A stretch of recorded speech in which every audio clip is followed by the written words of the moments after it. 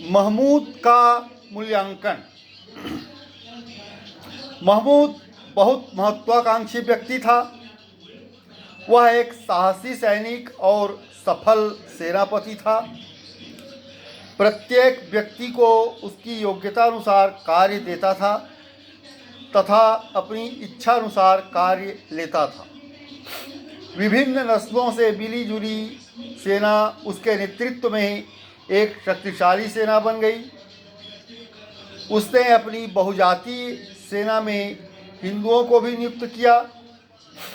उसकी सेना में अरब, तुर्क, अफगान और हिंदू सैनिक शामिल थे। महमूद विद्वानों तथा कलाकारों का संरक्षक था। उसके दरबार में संरक्षण पाने वाले प्रमुख विद्वान थे अल-बरूनी,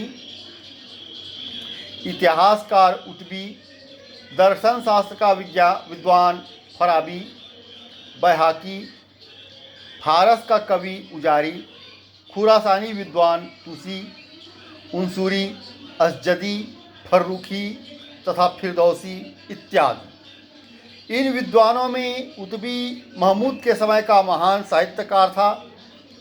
वह शाही इतिहासकार भी था। उसकी प्रमुख पुस्तकें किताब उल यमनी तथा तारिख ए यमनी है, जिसमें महमूद के जीवन और कार्यों का विस्तृत वर्णन है। फिरदौसी महमूद के दरबार का प्रसिद्ध विद्वान कवि था। इसे पूर्व के होमर की उपाधि दी गई है। फिरदौसी की सर्वाधिक प्रसिद्ध रचना शाहनामा है। कहा जाता है कि महमूद ने शाहनामा लिखने के लिए फिरदौसी को 60,000 सोने के मिश्कल देने का वादा किया था, किंतु शाहनामा पूरा होने पर उसने कवि को केवल 60,000 चांदी के मिश्कल ही दिए, जिन्हें लेने से फिरदौसी ने इनकार कर दिया। यद्यपि इसका मुख्य कारण महमूद के कृपापात्र अयाज का फिरदौसी के विरुद्ध षड्यंत्र था। क्रोध में आकर फिरदौसी सदा के लिए गजनी त्याग दिया। अंत में महमूद ने क्षमा मांगी तथा 60,000 स्वर्ण मुद्राएं फिरदौसी के पास भिजवाया, परंतु भेंट पहुंचने से पहले ही फिरदौसी का शव संस्कार के लिए ले जाया जा रहा था। फारसी भाषा की नींव रखने वाला फिरदौसी ही था, जिसने अपनी रचना शाहनामा से इसका श्रीग्रहण किया। उल्लेखनीय है कि फिरदौसी भारत नहीं आया था, फिर भी अपनी पुस्तक शाहनामा में उसने भारत के विषय में वर्णन किया है। रजनीकांत शर्मा ने इसका हिंदी में अनुवाद किया। अल-बरूनी खगोल विज्ञान, भूगोल, तर्कशास्त्र, औषधि विज्ञान, गणित, दर्शन, धर्म और धर्मशास्त्र का विद्वान था। उसका जन्म 973 ईस्वी में खीवा में हुआ था। महमूद गजनवी के भारत विजय से पूर्व वह एक विद्वान तथा राजनयिक के रूप में खीवा वंश के अंतिम शासक की सेवा में था। 1017 ईस्वी में महमूद गजनवी ने ख्वारिज़्म शाह पर विजय कर अल-बरूनी को प्राप्त किया। 1018-19 ईस्वी में यह महमूद गजनवी के साथ भारत आया। इसकी प्रसिद्ध रचना किताब उल हिंद है, जिसमें 1017 से 1030 ईस्वी के बीच भारतीय जीवन का वर्णन है। यह पुस्तक अरबी भाषा में है, जिसका बाद में फारसी भाषा में अनुवाद किया गया।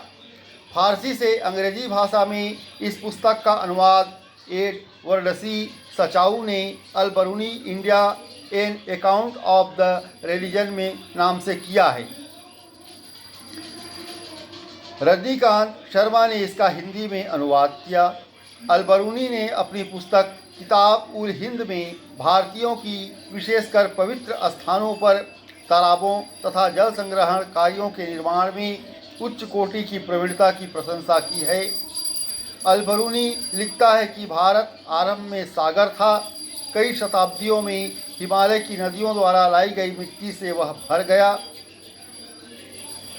ब्राह्मण शिक्षा के केंद्र कन्नौज, बनारस तथा कश्मीर वह कभी नहीं गया था।